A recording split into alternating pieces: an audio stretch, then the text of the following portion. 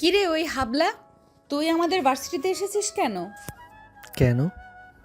ভার্সিটিতে আসতে গেলে নির্দিষ্ট কোনো কারণের দরকার আছে নাকি? ওরে বলদে বলে কি, এটা ভার্সিটি, এটাই শিক্ষা প্রতিষ্ঠান, এখানে সবাই পড়াশোনা করার জন্য আসে। কিন্তু তোর মতো ফকিন্নি এখানে কেন এসেছে আমি তো সেটাই বুঝতে পারছি না। তাহলে ধরে নিন আমিও এখানে পড়াশোনা করার জন্যই এসেছি। ওরে হারামজাদা, তোর কি মাথা খারাপ হয়ে গেছে নাকি? তোর মতো ফকিন্নি করবে এরকম প্রাইভেট ভার্সিটিতে পড়াশোনা? তোকে তো এখানে ঝাড়ুদারের জন্যও কেউ রাখবে না। এক্সকিউজ মি ম্যাডাম, শুনুন, আমার এখানে ঝাড়ুদার হওয়ার কোনো প্রয়োজন নেই। আমি এখানে পড়াশোনা করার জন্যই এসেছি। ও আচ্ছা, তাই বুঝি। তা মিস্টার ফকিন্নি, তুই কি জানিস এই ভার্সিটির সেশন ফি কত? জানিস প্রতি বছর আমাদের সরকারকে কত টাকা চার্জ করতে হয়?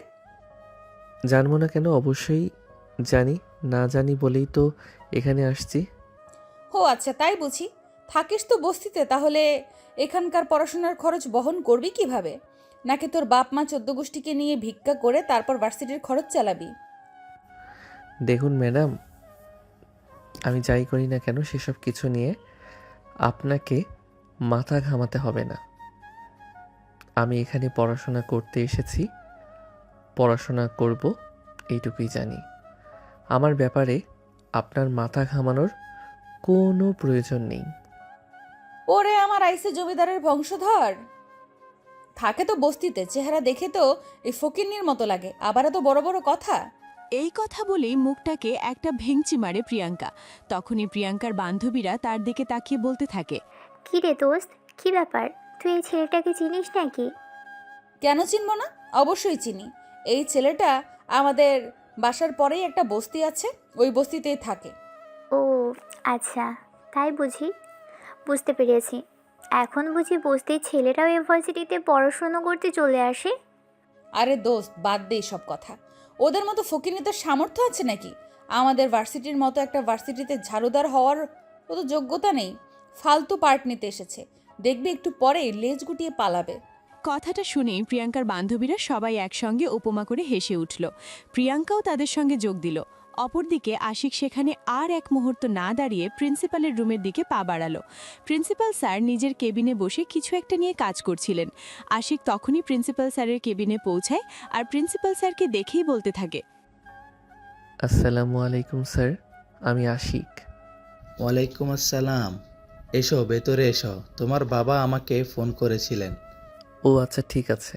তাহলে স্যার, আপনাকে তো আর আমার নতুন করে কোনো কিছুই বলতে হবে না। না না, একদমই নয়। তোমাকে নতুন করে আর কোনো কিছু বলতে হবে না। তোমার বাবার সঙ্গে আমার সমস্ত কথা হয়ে গেছে। তুমি এখন নিজের ইচ্ছা মতো যেখানেই থাকতে পারো, যতদিন ইচ্ছা হয় তোমার। ঠিক আছে sir, thank you, thank you so much. By the way, আপনি একটা কাজ করুন, আমাকে অনার্স থার্ড সেমিস্টারের ক্লাসরুমটা দেখিয়ে দিন। এই বলে চেয়ার থেকে উঠে দাঁড়ালো আশিক। আর এদিকে প্রিন্সিপাল স্যার তখনই ইউনিভার্সিটি সিকিউরিটি গার্ডকে ডেকে আশিককে অনার্স থার্ড সেমিস্টারের ক্লাসরুমে পৌঁছে দিতে বলল। আশিক সিকিউরিটি গার্ডের সঙ্গে ক্লাসরুমে চলে গেল। এখনও ছেলেমেয়েরা সেরকম আসেনি, কয়েকজন এসেছে মাত্র। সবাই আশিকের দিকে হাঁ করে তাকিয়ে আছে। তারা এমনভাবে আশিকের দিকে তাকিয়ে আছে দেখে মনে হচ্ছে যেন ভিন গ্রহ থেকে কোনো আজব প্রাণী ভুল করে এখানে চলে এসেছে। আশিকও আগ্রহ নিয়ে চারপাশের সবাইকে দেখে যাচ্ছে। বড়ই অদ্ভুত আর বেমানান লাগছে তাকে সেখানে। কিন্তু কি করবে, কিছুদিন তাকে এখানেই অবস্থান করতে হবে। হঠাৎ করেই একটা ছেলে আশিকের সামনে এসে দাঁড়ালো আর বলতে লাগলো, কিরে ফকিন্নি, তুই এখানে কি করছিস? ক্লাসরুমের ভেতরে তোকে ঢুকতে দিয়েছে কে? আশিক ছেলেটার কথার কোনো উত্তর দিল না, চুপচাপ বসে রইল আর চারপাশে মাথা ঘোরাচ্ছিল।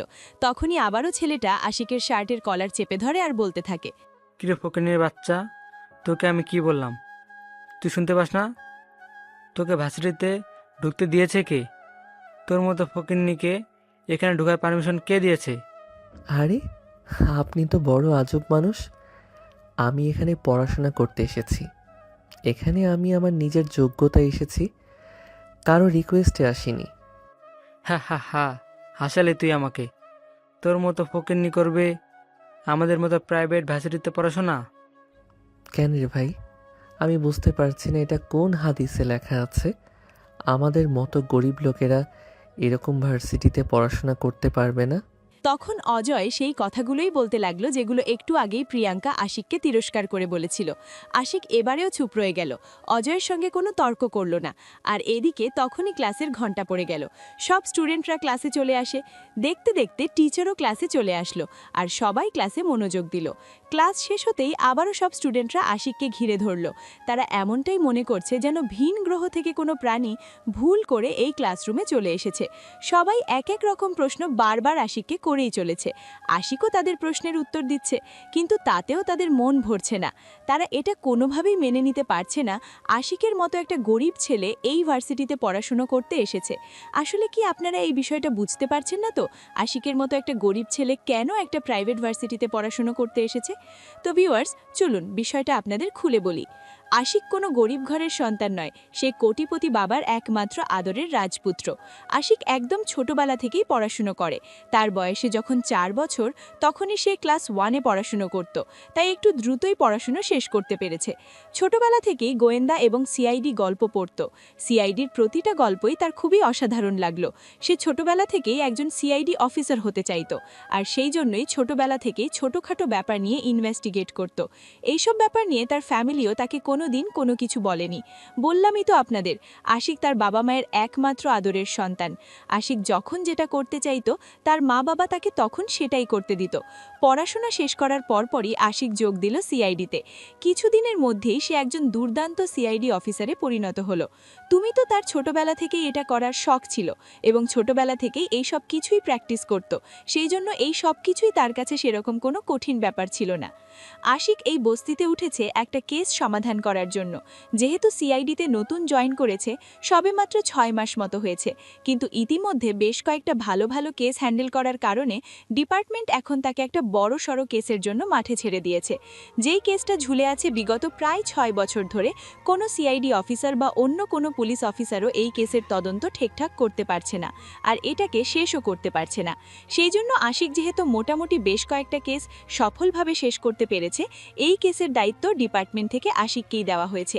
আর সেই কারণেই আশিক কোটিপতি বাবার একমাত্র আদরের রাজপুত্র হওয়া সত্ত্বেও প্রিয়াঙ্কাদের বাসার সামনে বস্তিতে উঠেছে, যাতে তার পরিচয় গোপন রাখতে পারে এবং কেসের ইনভেস্টিগেশন খুব সহজেই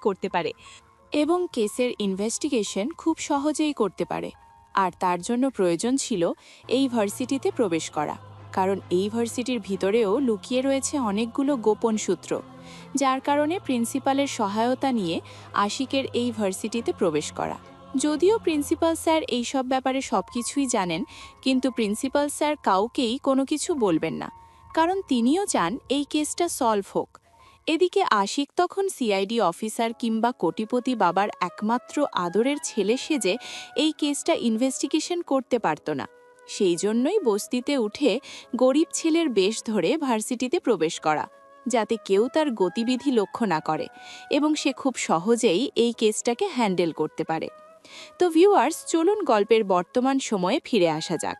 স্টুডেন্টরা সবাই আবারও আশিককে চেপে ধরেছিল আশিকের ব্যাপারে সবকিছু জানার জন্য, কিন্তু আশিক খুব সুচতুরতার সঙ্গে সবকিছু এড়িয়ে গেল আর বলতে লাগলো, দেখুন, আপনারা এখানে টাকা দিয়ে পড়াশোনা করতে এসেছেন, আর আমিও এখানে টাকা দিয়ে পড়াশোনা করতে এসেছি। ভার্সিটি অথরিটি নিশ্চয়ই আমাকে টাকা ছাড়া এই ভার্সিটিতে পড়াশোনা করতে দেবে না, তাই না? তাই আমি আশা রাখবো আপনারা এই ব্যাপারে আর আগ্রহ দেখাবেন না। এই কথা বলে আশিক কথাটা ঘুরিয়ে নিল, আর এদিকে তখন ক্লাসের স্টুডেন্টরাও আশিকে আর কোনো কথা বলার সাহস পেল না। সাহস বলে ভুল হবে, তারা আশিকের কাছ থেকে আর কোনো কিছু জানার মতো বা জিজ্ঞাসা করার মতো ওয়ে খুঁজে পাচ্ছিল না, কারণ এটা তো একদম সত্য কথাই যে একটা প্রাইভেট ভার্সিটিতে টাকা পয়সা ছাড়া কেউ এখানে পড়াশোনা করতে আসতে পারে না। তাই এসব ফালতু কথা এখানে না বলাই বেটার। অপরদিকে আমাদের গল্পের নায়িকা প্রিয়াঙ্কা, সেও কোটিপতি বাবার একমাত্র আদরের রাজকন্যা। প্রিয়াঙ্কার বাবা ঢাকা শহরের নামকরা ব্যবসায়ীদের মধ্যে একজন, আর এদিকে প্রিয়াঙ্কাও ছাত্রী হিসেবে মোটামুটি ভালোই বলা চলে। যদিও তার তার রেজাল্ট পাবলিক ভার্সিটিগুলোতে চান্স পাওয়ার মতো ছিল, কিন্তু তার ইচ্ছে ছিল সে প্রাইভেট ভার্সিটিতে পড়াশোনা করবে। তার মতে প্রাইভেট ভার্সিটিতে পড়াশোনা করলেই ভালো রেজাল্ট করতে পারবে, আর পাবলিক ভার্সিটিগুলোতে তো গরিব লোকেদের ছেলেমেয়েরা পড়াশোনা করে। তোর বাবাও মেয়ের ইচ্ছাকে প্রাধান্য দেন এবং তাকে প্রাইভেট ভার্সিটিতে ভর্তি করান। তারপর থেকেই এখানেই শুরু হয় প্রিয়াঙ্কার পড়াশোনা। যাই হোক ভিউয়ার্স, কথা না বাড়িয়ে মূল গল্পে ফিরে আসি। সেদিন ভার্সিটি ছুটি হলো দুপুর 2টার দিকে। আশিক ভার্সিটি থেকে বের হয়ে হেঁটে হেঁটে বস্তির দিকে এগিয়ে যাচ্ছিল, আর এদিকে তখনই প্রিয়াঙ্কা তার গাড়ি নিয়ে বাসায় পৌঁছাচ্ছিল। প্রিয়াঙ্কার বাসা ক্রস করে আশিকের বস্তিতে যেতে হয়। যেই না প্রিয়াঙ্কা তার আশিক বাসা ক্রস করবে, তখনই প্রিয়াঙ্কা পিছন থেকে গাড়ি চালিয়ে এসে আশিককে পিছন থেকে ধাক্কা মারে। আশিক তাল সামলাতে না পেরে ছিটকে একটা গাছের সঙ্গে বাড়ি খালো। তার মাথা ফেটে রক্ত বের হতে লাগলো। এদিকে পায়েও প্রচন্ড ব্যথা পেল। সে ব্যথায় কাতরাতে শুরু করলো, কিন্তু প্রিয়াঙ্কা সেদিকে কোনো লক্ষ্য করলো না। সে গাড়ি চালিয়ে বাসার ভিতরে ঢুকে গেল। এই ব্যাপারটা দেখতে পেল প্রিয়াঙ্কাদের বাসার দারোয়ান। সে আশিককে দেখতে পেয়ে দৌড়ে আশিকের কাছে ছুটে চলে আসলো। আশিককে উঠে বসালো আর তারপর বলতে লাগলো, আপনার কি বেশি ব্যথা লেগেছে? না, সেরকম কিছুই হয়নি। আমাকে প্লিজ একটু বুঝতে পৌঁছে দিতে পারবেন? কেন পারবো না? অবশ্যই পারবো। আপনি আমার কাঁধে হাত রাখুন, আমি আপনাকে পৌঁছে দিচ্ছি। এই বলে প্রিয়াঙ্কার বাসার দারোয়ান আশিককে কাঁধে তুলে নিল আর তারপর আশিকের রুম পর্যন্ত পৌঁছে দিল। তারপর দারোয়ান সেখান থেকে চলে গেল। এদিকে আশিক তখনই তার বন্ধুকে ফোন করলো। দোস্ত, তুই এক্ষুনি একবার একটু আমার বাসায় আয়, একটু প্রবলেম হয়েছে। কেন রে ভাই, কি হয়েছে? তুই আমাকে খুলে বল, আমি তো ডিউটিতে আছি। সেরকম কিছুই হয়নি, মাথায় একটু চোট পেয়েছি। তুই যদি এখন আসতে পারতি তাহলে ভালো হতো, তা না হলে আবার আমাকে বাইরে যেতে হবে। এই বলে আশিক ফোনটা কেটে দিল, আর এদিকে তার ডাক্তার বন্ধু তখন আর এক মুহূর্ত দেরি না করে গাড়ি নিয়ে বের হয়ে সোজা বস্তিতে চলে আসে। আশিকের রুমে প্রবেশ করে দেখতে পায় আশিক বিছানার ওপর শুয়ে আছে আর মাথা ফেটে রক্ত বের হচ্ছে। তার ডাক্তার বন্ধু তাড়াতাড়ি করে মাথায় ব্যান্ডেজ করে দিল আর কিছু ওষুধ দিয়ে দিল এবং ওষুধগুলো খেয়ে তাকে বিশ্রাম নিতে বলল, আর তারপরেই ডাক্তার সেখান থেকে চলে গেল। এদিকে পরের দিন সকালবেলা মাথায় ব্যান্ডেজ নিয়ে ভার্সিটিতে উপস্থিত হলো আশিক। এদিকে প্রিয়াঙ্কা এবং তার বান্ধবীরা ক্যাম্পাসে বসে আড্ডা দিচ্ছিল। আশিককে দেখা মাত্রই প্রিয়াঙ্কা বলতে লাগলো, ওরে ফকিন্নি, আজ আবার ভাব করে এখানে এসেছিস নাকি মাথায় ব্যান্ডেজ দিয়ে সবার কাছে টাকা চাইতে? আগে না ম্যাডাম, আপনি যেরকম ভাবছেন সেরকম কিছুই না। কাল মাথায় একটু ব্যথা পেয়েছি, তাই ব্যান্ডেজ করা। ও আচ্ছা, এই কথা তোদের মতো ছেলেদের আমার ও আচ্ছা, এই কথা তোদের মতো ছেলেদের আমার খুব ভালো করেই চেনা আছে। এখন বলবি যে মাথায় ব্যথা পেয়েছিস, চিকিৎসা করার জন্য টাকা নেই, যাতে এবার সিটির ফান্ড থেকে তোকে কিছু সাহায্য করা হয়, তাই তো? না ম্যাডাম, আপনি যেরকমটা ভাবছেন আমি সেরকম কোনো কিছুই করব না। আমার ওষুধ কেনার জন্য কারো কাছে টাকা চাওয়ার কোনো প্রয়োজন নেই। আমি তো শুধু এখানেই পড়াশোনা করতে এসেছি। আমি আপনাদের কাছ থেকে টাকা কেন নেব? আশিক খুব ভালোভাবেই বুঝতে পারলো এখানে দাঁড়িয়ে থাকলে তাকে আরও অনেক রকম কথার সম্মুখীন হতে হবে। তার চাইতে বরঞ্চ এটাই ভালো হয় ওদের কথার সম্মুখীন না হয়ে এখান থেকে চলে যাওয়া। তাই আশিক সেখানে আর এক মুহূর্ত দেরি না করে নিজের ক্লাসরুমের দিকে পা বাড়ালো। কিন্তু তাতেও আশিককে নিয়ে সমালোচনা কমল না। প্রিয়াঙ্কার বান্ধবীরা সবাই আশিককে নিয়ে সমালোচনা করতেই লাগলো। আচ্ছা দোস্ত, বুঝলাম না, কাল আমরা এই ছেলেটাকে এত অপমান করলাম, কিন্তু আজ এত কিছুর পরেও আবারও ভার্সিটিতে এসেছে। এর কি লজ্জা শরম বলতে কিছুই নেই নাকি? তুই তো এটুকু বলেছিস, জানিস ওর মাথায় ব্যান্ডেজ কেন?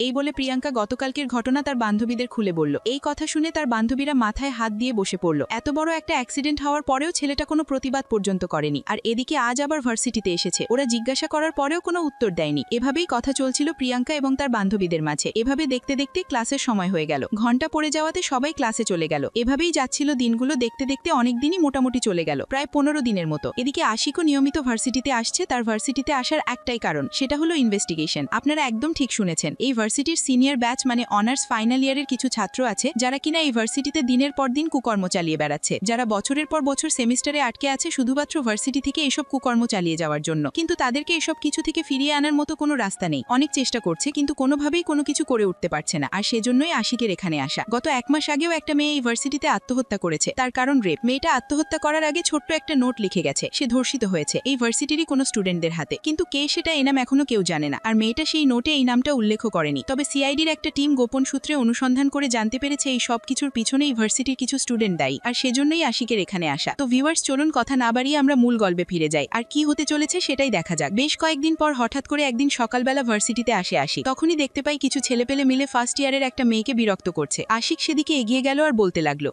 কি ব্যাপার ভাইয়া, আপনারা সবাই মিলে এই মেয়েটাকে টিচ করছেন কেন? এই হারামজাদা ফকিনীর বাচ্চা, কে রে তুই? এখানে কেন এসেছিস? আর আমাদের কাজের মধ্যে তোকে মাথা ঘামাতে কে বলেছে? ভাইয়া, আমি এই ভার্সিটিতে নতুন এসেছি, আমাকে মাথা ঘামাতে কেউই বলেনি, কিন্তু দেখলাম আপনারা সবাই মিলে একটা মেয়েকে এভাবে হ্যারাস করছেন। এটা তো ঠিক হচ্ছে না। ওই ফকিনীর বাচ্চা, এখন আমাদেরকে তোর কাছ থেকে শিখতে হবে নাকি কোনটা ঠিক কোনটা বলতো? চুপচাপ এখান থেকে চলে যা। নিজের ভালো চাস তো মান সম্মান নিয়ে এখান থেকে বিদায় হ। কিন্তু ভাইয়া, আপনার মেয়েটার সঙ্গে এসব কেন করছেন? মেয়েটাকে ছেড়ে দিন না প্লিজ। এইভাবে কেন মেয়েটার গায়ে হাত দিচ্ছেন? এই হারামজাদার বাচ্চা, সোজা কথায় কাজ হবে না, এটার পাছায় কয়টা লাগাতো। কথাটা রৌদ্র তার সাঙ্গপাঙ্গদের ইশারা করে বলে, তখনই ওই ছেলেগুলো আশিকের দিকে তেড়ে আসে আর সমানে কিল ঘুষি মারতে থাকে। আশিক ওদের সামনে যেন একদম ছোট পুতুলের মতো হয়ে গেছে। ওরা সবাই মিলে আশিককে মারতেছে আর আশিক পড়ে পড়ে মার খাইতেছে, কোনো কিছুই করতেছে না। আর ঠিক ওই মুহূর্তে প্রিয়াঙ্কা যাচ্ছিল ওই দিক দিয়ে। প্রিয়াঙ্কার ব্যাপারটা চোখে পড়াতে এসে এগিয়ে আসলো। আশিক এভাবে মার খেতে দেখে এই প্রথমবার প্রিয়াঙ্কার কেন যেন খারাপ লেগে গেল। সে সবাইকে চিৎকার দিয়ে বলতে লাগলো, এই কি হচ্ছে এখানে? তোমরা এই ছেলেটাকে এইভাবে মারছো কেন? ও কি করেছে তোমাদের সঙ্গে? প্রিয়াঙ্কা, তুমি এখান থেকে চলে যাও, এটা আমাদের ব্যক্তিগত ব্যাপার। এসব কিছুর মাঝখানে তুমি নিজেকে ইনভলভ করো না। আরে আজব ব্যাপার, আমি এসব কিছুর মাঝখানে নিজেকে ইনভলভ করতে যাব কেন? ও গ্রাম থেকে উঠে আসা সাধারণ একটা ছেলে, হাপাগোব্বা টাইপের। আমার তো মনে হয় ও এমন কিছুই করতে পারে না, যার কারণে তোমরা ওকে এভাবে মারধর করতে পারো। আরে প্রিয়াঙ্কা, তোমাকে বললাম না এখানে কোনো কিছুই হয়নি, তুমি এখান থেকে চুপচাপ চলে যাও। না, আমি এখান থেকে এক মুহূর্তের জন্য যাব না, যতক্ষণ পর্যন্ত আমি এটা জানতে না পারি যে তোমরা ওকে কেন মারছো। আমার তো ছেলেটাকে দেখে কোনো ঝামেলা করার মতো ছেলে মনে হয় না। এই বলে প্রিয়াঙ্কা আশিকের হাত ধরে টেনে দাঁড় করালো আর তারপর শরীর মুছে দিতে দিতে বলতে লাগলো, এই হাবলা, কি হয়েছে এখানে? তুই এদের সামনে কেন এসেছিলি? আশিক তখন প্রিয়াঙ্কাকে সবকিছু খুলে বলল। সবকিছু শুনে প্রিয়াঙ্কা ওই ছেলেগুলোকে উদ্দেশ্য করে বলতে লাগলো, এই শোনো, প্রথমত তোমরা যেটা করেছো সেটা একদম ঠিক কাজ হচ্ছে না। দ্বিতীয়ত ও এখানে নতুন এসেছে, ও এসবের কোনো কিছু জানে না, তাই তোমরা এসব কিছুর মধ্যে ওকে জড়িও না। ওকে তো দেখতেই পাচ্ছ, একদম হাবলার মতো দেখতে। হ্যাঁ, সেই জন্যই তো বলেছিলাম চুপচাপ এখান থেকে চলে যেতে, কিন্তু ও কেন আমাদের কাছে পাতা দিয়েছে, সেই জন্যই তো আমার রাগ উঠে গেছে। আচ্ছা ঠিক আছে, আমি ওকে এখান থেকে নিয়ে যাচ্ছি, তবে হ্যাঁ, আর কখনো ওকে এভাবে মারধর করবে না। এই বলে প্রিয়াঙ্কা আশিককে টানতে টানতে সেখান থেকে নিয়ে যাচ্ছিল, কিন্তু আশিক সেখান থেকে যেতে চাইছিল না। সে প্রিয়াঙ্কাকে বারবার বলছিল, আপু প্লিজ, আপনি আমাকে এখান থেকে নিয়ে যাবেন না। ওরা মেয়েটার সঙ্গে খারাপ কিছু করবে, প্লিজ আপনি মেয়েটাকে নিয়ে আসুন। আরে হারামজাদা, নিজে বাঁচলে বাপের নাম। তুই যে ওদের সঙ্গে ঝামেলা করছিস, জানিস ওদের হাত কত লম্বা? দেখুন আপু, আমি সেই সব কিছু জানি না আর জানতেও চাই না, কিন্তু আমার মনে হয় একজন মানুষ হিসেবে মেয়েটাকে প্রোটেক্ট করা আমাদের দায়িত্ব। প্লিজ আপু, আপনি যান না, ওই মেয়েটাকে ওখান থেকে উদ্ধার করে নিয়ে আসুন। আচ্ছা, তোর কি মরার ইচ্ছে হয়েছে নাকি? আমি তো সেটাই বুঝতে পারছি না। যেখানে আমি ভার্সিটির পুরো স্টুডেন্ট হয়ে ওদের সঙ্গে ঝামেলা করতে চাইছি না, সেখানে তুই কেন কাল এসে আজকে এখানে মাতব্বরি করতে চাইছিস? আপু, ছেলে মানুষের সঙ্গে কিছু করলে আমি এখানে মাতব্বরি করতে চাইতাম না, কিন্তু ওরা একটা মেয়ের শরীরে হাত দিয়েছে। প্লিজ আপু, একজন মেয়ে হয়ে আরেকটা মেয়েকে এভাবে বিপদে ফেলে চলে যাবেন না। I am sorry to say, এখানে আমার কোনো কিছুই করার নেই। আমাকে এখান থেকে চলে যেতেই হবে। আমি নিজের কাঁধে বিপদ ডেকে আনতে চাই না। এই বলে প্রিয়াঙ্কা আশিকের হাত ধরে টানতে টানতে সেখান থেকে নিয়ে চলে গেল, যদিও আশিক সেখান থেকে যেতে চায়নি। প্রিয়াঙ্কা আশিককে নিয়ে ভার্সিটির ক্যান্টিনে চলে আসলো, যেখানে এসে এক বোতল পানি এগিয়ে দিল আশিকের দিকে, বলল হাত মুখ ধুয়ে নিতে। কিন্তু আশিকের এখনও সেই কথাটাই মনে পড়ছে। ওই ছেলেগুলো মেয়েটাকে টিজ করছে, আশিক মেয়েটার চিৎকারগুলো সহ্য করতে পারছে না, তাই সে আবারও সেখান থেকে উঠে চলে যেতে চাইছিল। তখনই প্রিয়াঙ্কা পিছন থেকে আশিকের হাতটা ধরে ফেলে আর বলতে থাকে, দেখ ভাই, তোকে দেখে খুব সাধারণ ঘরের ছেলে বলে মনে হয়। আমি চাই না তুই এখানে এমন কিছু করিস যাতে তোর মা বাবা তোকে হারিয়ে ফেলে। আচ্ছা আপু, আমি বুঝলাম না, আপনি এমন কেন বলছেন? ওই মেয়েটাকে বাঁচাতে গেলে আমার আব্বু আম্মু আমাকে কেন হারাতে যাবে? প্রাইভেট ভার্সিটি সেটা ঠিক আছে, কিন্তু এমন কিছু জানোয়ার বাস করে যারা মেয়েদেরকে মানুষ বলে মনে করে না, মেয়েদেরকে নিজেদের ভোগ্য বস্তু বলে মনে করে। মানে কি আপু? আমি আপনার কথার মানেটা বুঝতে পারছি না। তোর বোঝার কোনো প্রয়োজন নেই। ওদের কাছে মেয়ে হলো টিস্যু পেপারের মতো। আমি কেন বেঁচে গেছি জানিস? আমার বাবা শহরের নামকরা 10 জন ব্যবসায়ীদের মধ্যে একজন। আমার সাথে কোনো কিছু করলে আমার বাবা ওদের জেলের ভাত খাইয়ে ছাড়বে, তাই ওরা আমার সঙ্গে কথা বলতেও ভয় পায়। কিন্তু আপু, ওই মেয়েটা খুবই সাধারণ ঘরের মেয়ে। ওই মেয়েটার সঙ্গে যে ওরা এসব কিছু করছে, মেয়েটার কি হবে একবারও ভেবে দেখেছেন? বললাম তো, সেসব কিছু নিয়ে তোকে চিন্তা করতে হবে না। তুই তো নিজের চরকায় তেল দিয়ে আর ওই দিককে কখনো নজর দিবি না। এই বলে প্রিয়াঙ্কা আশিক এবং তার জন্য খাবার অর্ডার করলো। আবার চলে আসলে আশিক এবং প্রিয়াঙ্কা দুজনে একসাথে খাবারটা খেয়ে নিল। কিন্তু আশিকের এখনও মন পড়ে আছে ওই মেয়েটার কাছে। জানি না ওরা কি করছে এই মেয়েটার সঙ্গে। আশিকের গলা দিয়ে যেন খাবার নামছে না, আবার হাতি নিয়ে বসে আছে। তখনই প্রিয়াঙ্কা আবারও আশিককে একটা ধমক দেয় আর খাবারটা খেয়ে নিতে বলে। আশি তখন আর কোনো কথা না বলে খাবারটা খেয়ে নিল, আর তারপর দুজনে ক্যান্টিন থেকে বের হয়ে ক্লাসরুমে চলে আসলো। আশি ক্লাসে বসে আছে, কিন্তু এখনও তার মন থেকে সেই ঘটনা মুহূর্তের জন্য মুছে যাচ্ছে না। সে মনে মনে চিন্তা করছে, এই মেয়েটাও না জানি কালকের খবরের হেডলাইন হয়ে যায়। আশি ক্লাসরুম থেকে বের হয়ে আসলো। ক্যাম্পাসে এসে কাউকে দেখতে পেল না। সে ভার্সিটি থেকে বের হয়ে আসলো সোজা অফিসে। অফিসের তার বস তার সামনে দাঁড়িয়ে আছে। আশিক তার বসকে বলতে লাগলো, স্যার, আমার মনে হয় আমি খুব তাড়াতাড়ি ওই ধর্ষককে ধরতে পারবো। আজ ভার্সিটিতে আমি এমন কিছুই দেখেছি। বল কি? তাহলে তো এটা খুব ভালো খবর। আর হ্যাঁ, তোমাকে তো আমি বলে দিয়েছি, তুমি যদি এই কেসটা সফল করতে পারো তাহলে তোমার প্রমোশন হবে। আচ্ছা, তুমি আদৌ পারবে তো এই কেসটা সফল করতে? অবশ্যই আমি পারবো। আপনি শুধু আমার জন্য দোয়া করবেন, দেখবেন আমি খুব সহজভাবে এই কেসটাকে সলভ করে ফেলবো। অবশ্যই। এখন বলো, তুমি কিভাবে ওই কেস সলভ করতে চলেছো? অতঃপর একটু আগে ঘটে যাওয়ার সমস্ত ঘটনা আশিক তার বসকে খুলে বলল। সবকিছু শুনে বস আশিককে বলতে লাগলো, কি বলো? তাহলে তো আজ রাতের মধ্যেই ওই মেয়েটাকে প্রোটেক্ট করতে হবে, তা না হলে কাল সকালে হয়তো মেয়েটা খবরের হেডলাইন হয়ে যাবে। হ্যাঁ স্যার, এটা আপনি একদম ঠিক বলেছেন। আমাদের যা কিছু করার আজ রাতের মধ্যেই করতে হবে। মেয়েটার ব্যাপারে সমস্ত কিছু খোঁজ নিতে হবে। তাহলে আর বসে আছো কেন? মেয়েটার ব্যাপারে খোঁজ লাগাও, যত লোক প্রয়োজন হয় লাগাও। আমাদের শুধু কেসটাকে সলভ করা চাই। অতঃপর বসের সঙ্গে কথা বলা শেষ করে অফিস থেকে বের হয়ে গেল আশিক। আর মনে মনে ভাবতে লাগলো কিভাবে কি করা যায়, মেয়েটার পরিচয় কিভাবে জানা যাবে। এই মেয়েটার পরিচয় জানার একমাত্র উপায় ভার্সিটি। তাই আশিক আর এক মুহূর্ত দেরি না করে ভার্সিটির প্রিন্সিপালকে ফোন দিল। কিন্তু আশিক মেয়েটার পরিচয় জানতো না, তাই প্রিন্সিপালের কাছ থেকে সেরকম কোনো সুযোগ সুবিধা নিতে পারল না। তখনই প্রিন্সিপাল স্যার আশিককে বলে একটু ভার্সিটিতে চলে যাওয়ার জন্য, রেজিস্টারে মেয়েটার ছবি দেখে চিনতে পারে কিনা সেটার জন্য। আশি তখনক্ষণ এক মুহূর্ত দেরি না করে ভার্সিটিতে চলে গেল। তারপর রেজিস্টার্ড খাতা থেকে মেয়েটার নাম, পরিচয় সবকিছুই জেনে নিল। প্রিন্সিপাল স্যারের কাছ থেকে মেয়েটার ঠিকানা নোট করে নিয়ে ভার্সিটি থেকে বের হয়ে যায় আশিক সোজা মেয়েটার বাসায়। কলিং বেল চাপ দিতেই একজন মধ্যবয়স্ক মহিলা এসে দরজা খুলে দিল। আশিক ওনাকে সালাম দিয়ে ভিতরে প্রবেশ করল আর মেয়েটার ব্যাপারে জিজ্ঞাসা করল। তখনই ওই মধ্যবয়স্ক মহিলা আশিককে বলতে লাগলো, ও, আপনি রূপার কথা বলতেছেন?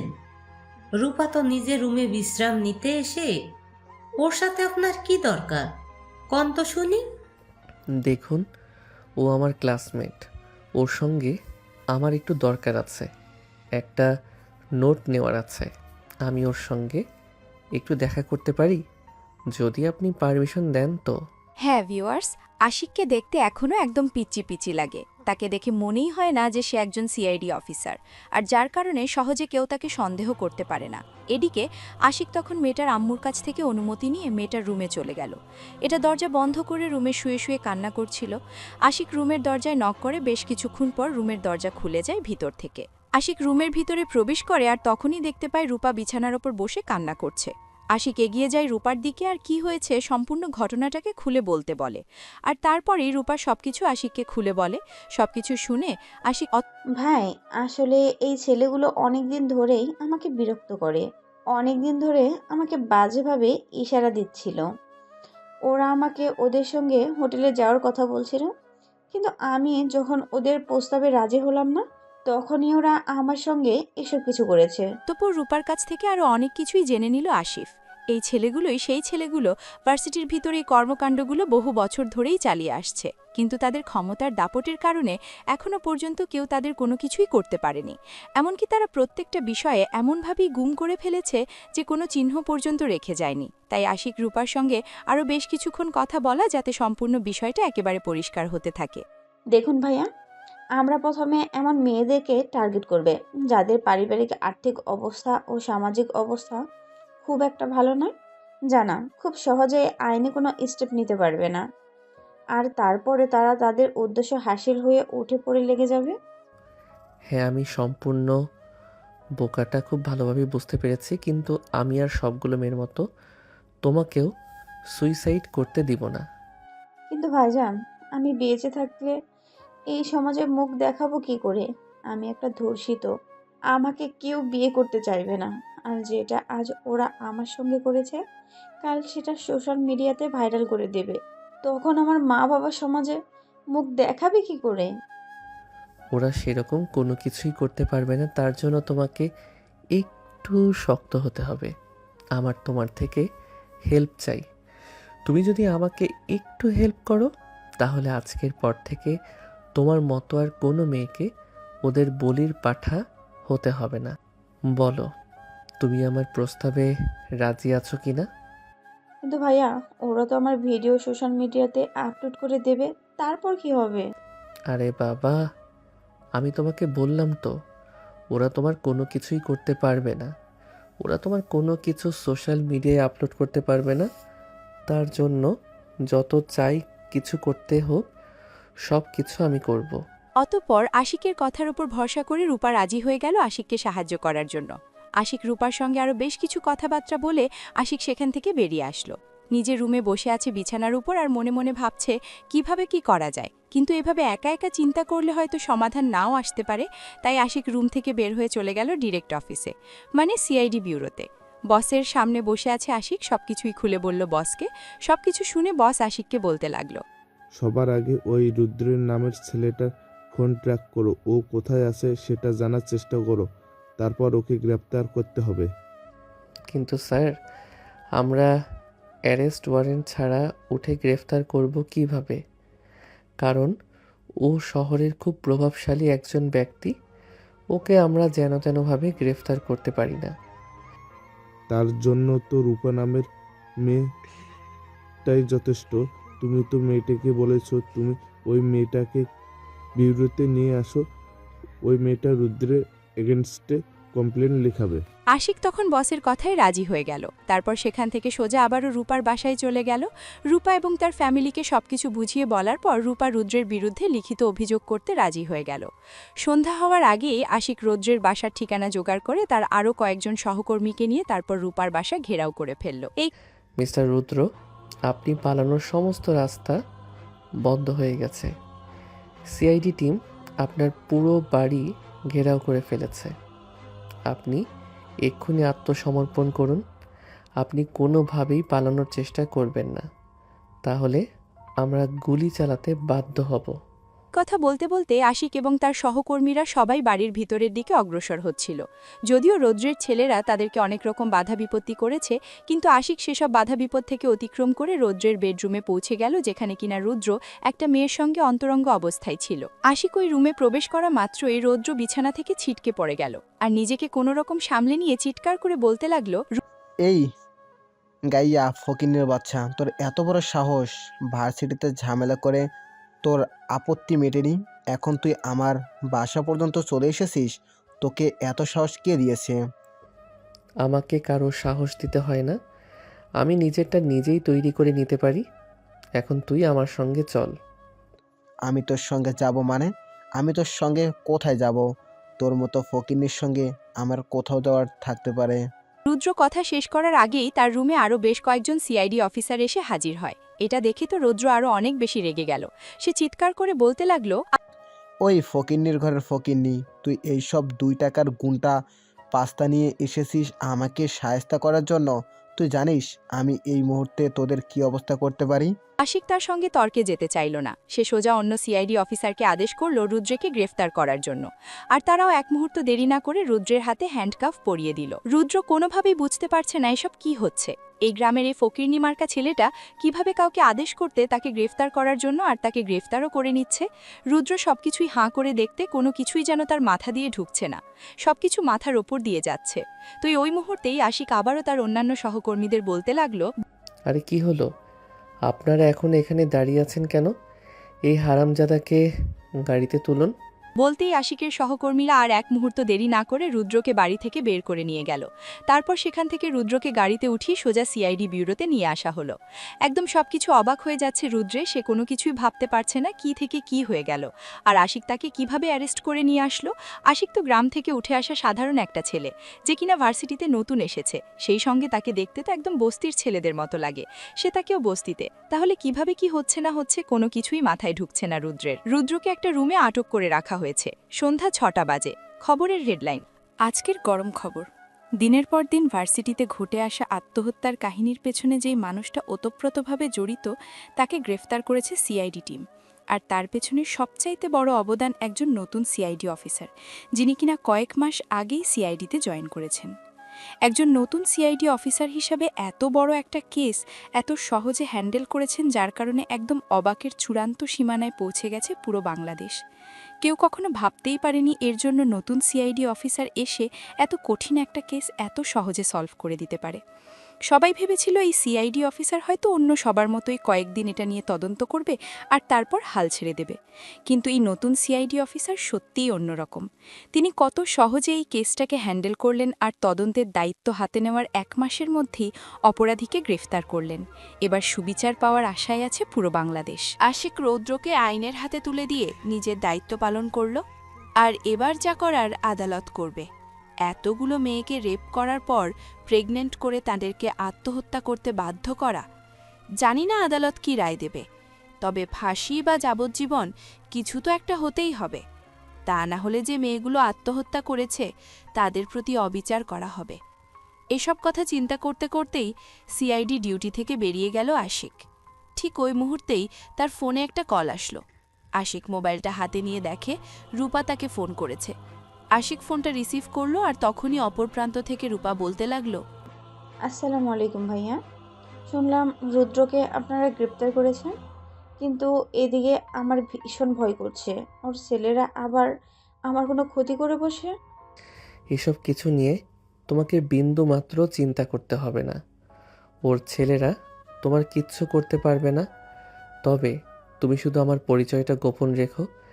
এখনও আমার পরিচয়টা সামনে নিয়ে আসার সময় হয়নি। আচ্ছা ভাইয়া, ঠিক আছে, আপনাকে ধন্যবাদ। আপনাকে কৃতজ্ঞতা জানানোর ভাষা সত্যি আমার জানা নেই। আপনি না থাকলে হয়তো আমার মতো আরও কত মেয়ে নিজের ইজ্জতের বলিদান দিয়েই আত্মহত্যা করতে হতো। তার কোনো ঠিক ঠিকানা নেই। রূপার সঙ্গে কথা বলা শেষ করে আশিক ফোনটা রেখে দিল। আজকের মতো তার কেস এখানেই শেষ। এবার সে বাসায় ফিরে যাবে।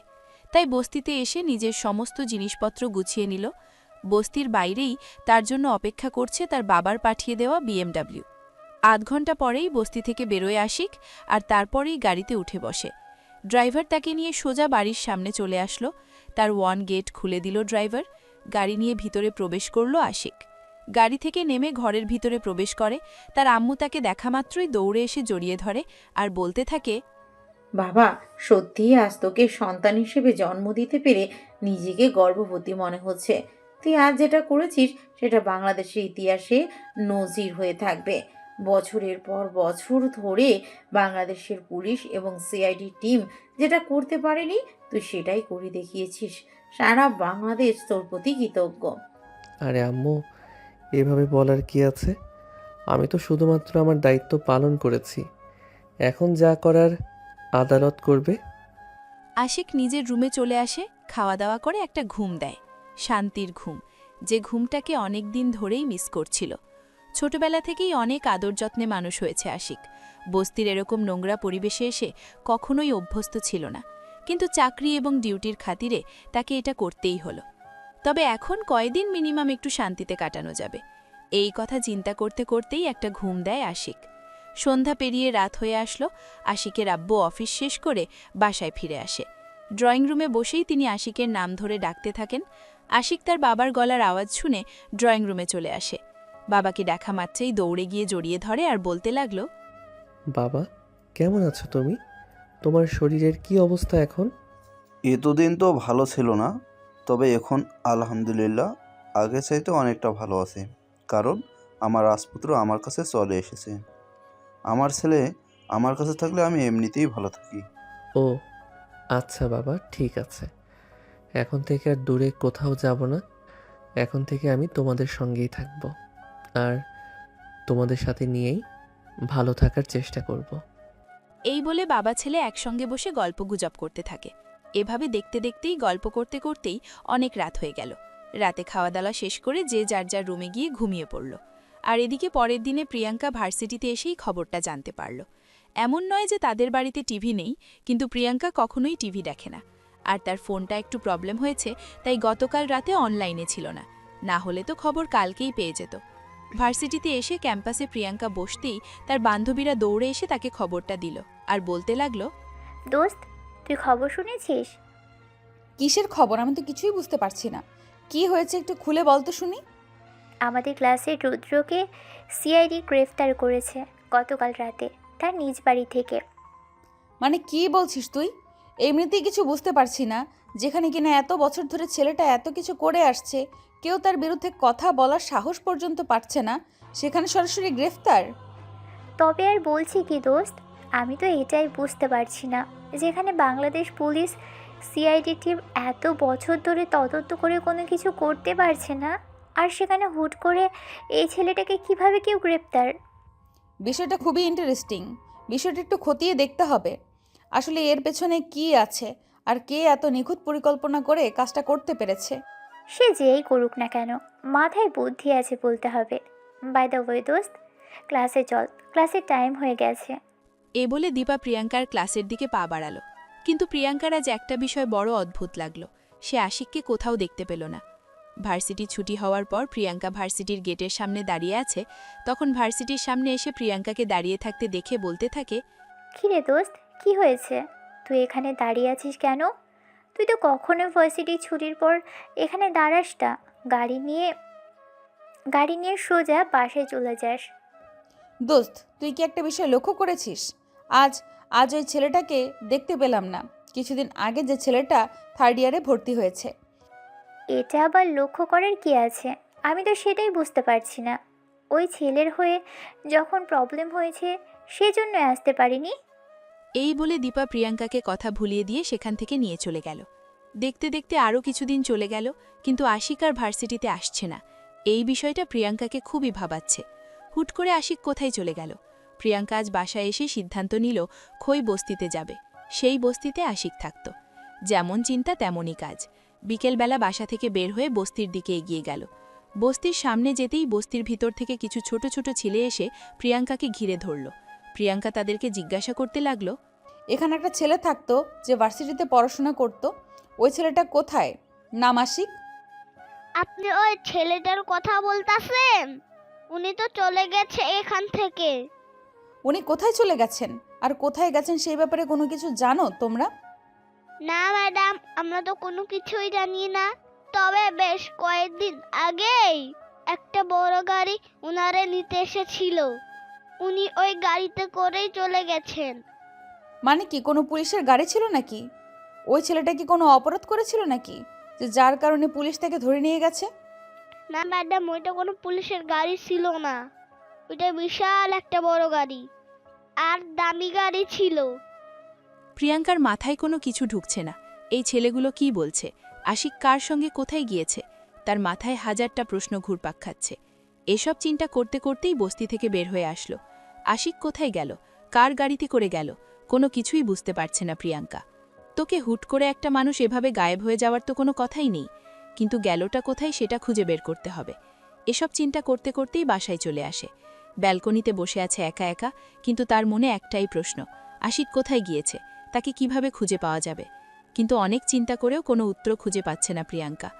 এখন সে কি করবে সেটাই বুঝতে পারছে না। হঠাৎ করে প্রিয়াঙ্কার ফোনে তার বান্ধবী ফোন দিল। প্রিয়াঙ্কা ফোনটা রিসিভ করে আর তার বান্ধবীকে সে নিজের থেকেই বলতে থাকে, দোস্ত, আমি এখন বুঝতে পারছি না আমি কি করব আর আমার কি করা উচিত। কিন্তু ছেলেটার আসলে কোনো বিপদ হলো কি না সেটা তো বুঝতে পারছি না। কিন্তু আমি এটা বুঝতে পারছি না, ওই ফকিন্নি মার্কা ছেলেটাকে নিয়ে তোর এত চিন্তা হচ্ছে কেন? তুই কি ওই ছেলেটার প্রেমে ট্রেমে পড়ে গেছিস নাকি? আরে দোস্ত, তুইও না, তোর কি মাথা খারাপ হয়ে গেছে নাকি যে আমি এরকম একটা ফকিন্নির প্রেমে পড়তে যাব? একটা জলজান্ত মানুষ হঠাৎ করে নাই হয়ে গেছে, তার জন্য চিন্তা তো একটু হবেই। এই বলে প্রিয়াঙ্কা ফোনটা রেখে দিল। নিজেকে একটু স্বাভাবিক করার চেষ্টা করলেও কিন্তু সে নিজেকে কোনোভাবেই স্বাভাবিক করতে পারছিল না। বারবার তার আশিকের কথা মনে পড়ছিল। হঠাৎ করে আশিক কোথায় হারিয়ে গেল এটাই ভেবে পাচ্ছে না প্রিয়াঙ্কা। কিন্তু এখন আশিককে কোথায় খুঁজে পাবে সেটা তো কোনো হদিশ নেই। প্রিয়াঙ্কা কিছু করুক না কেন, সব কিছুর মাঝখান দিয়েও তার বারবার আশিকের কথা মনে পড়ছিল। সে চাইলেও আশিকের কথা ভুলে থাকতে পারছিল না। কেন এরকম হয়েছিল এটা যে কোনোভাবেই বুঝতে পারছিল না। সামান্য একটা গরিব ঘরের ছেলে, তার জন্য এত মন খারাপ হওয়ার কি আছে? কিন্তু তারপরও কেন জানি বারবার শুধুই একটা কথাই মনে পড়ছিল, আশিক হুপ করে কোথায় হারিয়ে গেছে। তাকে একবার সামনে থেকে দেখতে ইচ্ছে করছে, তার সাথে একবার মন খুলে দুটো কথা বলার ইচ্ছে করছে। এভাবে দেখতে দেখতে চলে গেল আরও বেশ কিছুদিন, কিন্তু প্রিয়াঙ্কার মন থেকে একটা প্রশ্ন কোনোভাবেই সরে যাচ্ছে না। হুট করে আশিক কোথায় হারিয়ে গেছে? একটা বাসি প্রিয়াঙ্কাকে বলে তো যেতে পারত কোথায় যাচ্ছে। সময় যতই যেতে লাগলো প্রিয়াঙ্কার মন আরও বেশি খারাপ হতে লাগলো। সে আশিককে আরও অনেক বেশি মিস করতে লাগলো। তার এমনটাই মনে হচ্ছিল যে আশিককে দেখতে না পেলে এই বুঝি তার নিঃশ্বাস বন্ধ হয়ে আসবে। কিন্তু সে আশিককে কোথায় খুঁজে পাবে? আশিকের কোনো ঠিকানাও তো জানে না। আশিক থাকতো একটা বস্তিতে, সেখানে তো কেউ তার ব্যাপারে কোনো কিছুই জানে না। এখন তাহলে সে কিভাবে খুঁজবে আশিকের? এসব চিন্তা করতে করতেই প্রিয়াঙ্কা পড়াশোনায় একদম পিছিয়ে পড়ে। দেখতে দেখতে ফাইনাল সেমিস্টারের পরীক্ষা চলে আসে, কিন্তু প্রিয়াঙ্কার পরীক্ষা একদমই বাজে হয়ে যায়। মানসিকভাবে ভেঙে পড়ে ডিপ্রেশনে চলে যায়। তার ফ্যামিলি তাকে অনেকবার জিজ্ঞাসা করে কি হয়েছে সেটা ফ্যামিলিকে জানানোর জন্য, কিন্তু প্রিয়াঙ্কা কখনোই কারোর সঙ্গে আশিকের ব্যাপারে কোনো কথা শেয়ার করে না। সে আশিকের কথাটা সম্পূর্ণ নিজের মতোই চেপে রাখল। আশিক হারিয়ে যাওয়ার বেদনা তার মনের মধ্যে কুড়ে কুড়ে খায়। সে বারবার আশিককে খুঁজে চলেছে, কিন্তু কোথাও খুঁজে পাচ্ছে না। পাবেই বা কী করে? একজন মানুষের ঠিকানা জানা থাকলে তাকে খুঁজে বের করা যায়, কিন্তু এই ঢাকা শহরে একজন মানুষ খুঁজে বের করা অতটাও সহজ কাজ নয়। দেখতে 6 মাস মতো সময় কেটে গেল। ইতিমধ্যে প্রিয়াঙ্কা আশিককে একটু একটু করে ভুলতে শুরু করেছে, কিন্তু মেয়েটা এখনও স্বাভাবিক জীবনে ফিরে আসতে পারেনি। তার মনের মধ্যে শুধু আশিকের না পাওয়া ভালোবাসার প্রতীক্ষা। একটাবার আশিককে সামনে থেকে দেখতে পেলে তাকে একবার বুকে জড়িয়ে ধরত, বলে যেত সে আশিককে ভীষণ রকম ভালোবাসে। কিন্তু যে মানুষটার কোনো খোঁজ খবর, সেই মানুষটাকে কিভাবে ভালোবাসার কথা বলবে? এই চিন্তা করতে করতেই দিন যেতে লাগলো। হঠাৎ করে একদিন প্রিয়াঙ্কার বাবা অফিস থেকে এসে প্রিয়াঙ্কাকে বলতে লাগলো, মামনি, আগামীকাল একটা বার্থডে ইনভাইটেশন আছে, ফ্যামিলি প্রোগ্রাম, সেখানে তোমাকে অ্যাটেন্ড করতে হবে। বাবার কথা শুনে প্রথমে প্রিয়াঙ্কা কোনোভাবেই ওই ফ্যামিলি প্রোগ্রামে যাওয়ার জন্য রাজি হচ্ছিল না, কিন্তু পরে যখন তার বাবা অনেক জোর করে বলল, তখন প্রিয়াঙ্কা তার বাবার সঙ্গে ওই ফ্যামিলি প্রোগ্রামে যাওয়ার জন্য রাজি হয়ে গেল। পরের দিন বিকেলবেলা সবাই মিলে একসাথে রেডি হয়ে বাসা থেকে বের হয়ে গেল। বিশাল বড় একটা বাড়ির সামনে নেট ড্রাইভার গাড়িটা দাঁড় করানো, দেখেই বোঝা যাচ্ছে কোনো রাজার রাজপ্রাসাদ এটা। প্রিয়াঙ্কা ক্ষীর পায়ে তার বাবার হাত ধরে বাড়ির ভেতর প্রবেশ করলো। প্রিয়াঙ্কা বাড়ির বাইরে থেকে যেমনটা চিন্তা করেছিল, বাড়ির ভিতরে এসে দেখল তার চাইতেও আরও অনেক বেশি কিছু। প্রিয়াঙ্কার ফ্যামিলি নিয়ে বাড়ির ভিতরে ঢুকতেই একজন মধ্যবয়স্ক ভদ্রলোক এসে তাদের সবাইকে ড্রয়িং রুমে বসতে বলল। আরে বন্ধু, চলে এসেছিস? আয় আয়, ভিতরে এসে বস। হ্যাঁ, আসতে তো হতোই, তুই ইনভাইট করেছিস আর সেখানে না এসে থাকা যায় নাকি? এই বলে প্রিয়াঙ্কার বাবা প্রিয়াঙ্কা এবং তার আম্মুকে নিয়ে বাসার ভিতরে প্রবেশ করলো। প্রিয়াঙ্কাকে দেখা মাত্রই আশিকের বাবা বলতে লাগলো, এই যা, আমাদের মামনি তো অনেক বড় হয়ে গেছে। সেই ছোটোবেলায় দেখেছিলাম, তারপর তো আর ফ্যামিলি প্রবলেমের কারণে কখনো একসাথে হয়নি, আর মামনিকে দেখা হয়নি। হ্যাঁ হ্যাঁ, সব কিছুর জন্য দায়ী তো তুই। প্রিয়াঙ্কা, উনি তোমার আঙ্কেল, ওনাকে সালাম করো। প্রিয়াঙ্কার বাবা আশিকের বাবাকে সালাম করার জন্য প্রিয়াঙ্কাকে এই কথাটা বলে। প্রিয়াঙ্কাও তখন তার বাবার কথা মতো সামনের দিকে এগিয়ে আসে আর আশিকের বাবাকে সালাম করে। আশিকের বাবা প্রিয়াঙ্কার মাথায় হাত বুলিয়ে আশীর্বাদ করে আর তারপরেই তাদেরকে ভিতরে নিয়ে গিয়ে বসতে দিল। ইতিমধ্যে সব মেহমান আসতে শুরু করেছে। অপরদিকে আশিক তখন নিজের রুমে গাল ফুলিয়ে বসে আছে। তার এসব কিছু একদম ভালো লাগছে না।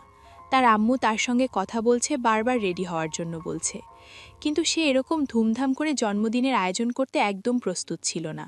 কিন্তু তার বাবার কথা, তাই এটা করতেই হবে। আর সেজন্যই তো আশিকের আম্মু বারবার আশিককে রিকোয়েস্ট করছে আর বলছে, আরে বাবা, মেহমানরা সবাই চলে এসেছে, তুই রেডি হয়ে নিচে আয়, তা না হলে আবার তোর বাবা রাগারাগি করবে। আম্মু, আমি বললাম তো সব কিছুর কোনো প্রয়োজন ছিল না। প্রতি বছরই তো ধুমধাম করে জন্মদিনের অনুষ্ঠান করা হয়, এবার না হয় ঘরোয়াভাবে করলে কি হতো? আরে বাবা, এটা তোর 23তম জন্মদিন, আর সেই জন্যই তোর বাবা এত ধুমধাম করে আয়োজন করছে। এখন চল তো নিচে।